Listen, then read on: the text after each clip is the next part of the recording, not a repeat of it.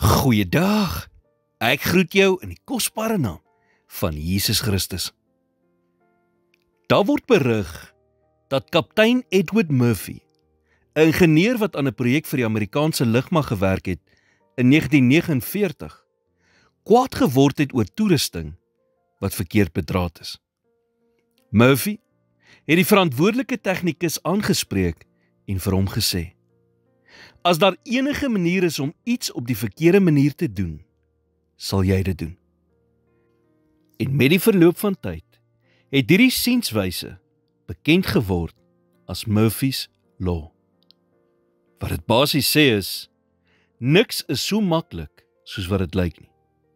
En as enigiets verkeerd kan gaan, sal dit, op die ergste moontlike oomblik.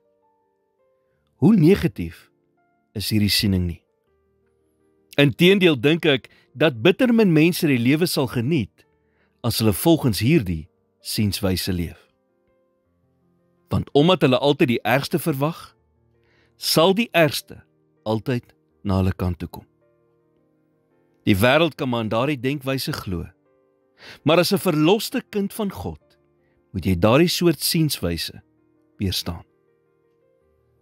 Onthou jy nog wat sê die woord in Jeremia 29 vers 11? Want ek weet watter gedagtes ek aangaande julle koester, spreek die Here. Gedagtes van vrede en nie van onheil nie, om julle 'n hoopvolle toekoms te gee. So in plaas daarvan om te sê, niks is so maklik soos wat dit lyk nie, en as enigiets verkeerd kan gaan, sal dit, sê eerder, as enigiets kan regloop, sal dit. Niks is so moeilik soos wat dit lyk nie. En as iets goeds kan gebeur, sal dit met my gebeur. In plaas daarvan om alles uit proporsie te blaas, staan eerder op hierdie belofte. Romeine 8 vers 28 sê, en ons weet, dat vir hulle wat God liefhet, alles ten goeie meewerk, vir hulle wat na sy voorneme geroep is. Dit is wat dit beteken om te leef volgens wat God sê, en nie Murphy nie.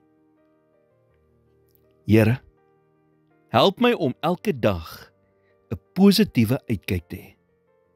Help my om op die goeie dinge te fokus en om ander aan te moedig om dieselfde te doen. In Jesus naam bid ek dit. Amen.